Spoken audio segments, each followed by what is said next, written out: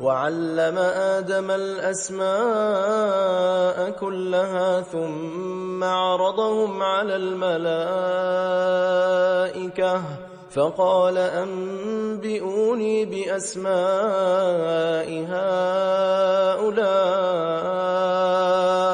إن كنتم صادقين.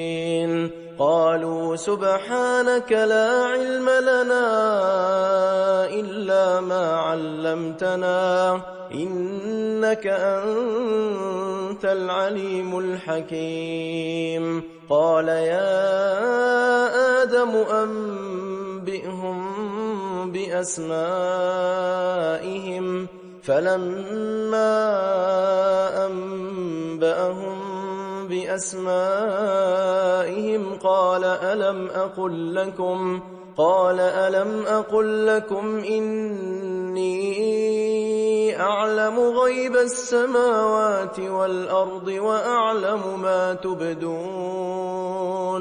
وأعلم ما تبدون وما كنتم تكتمون.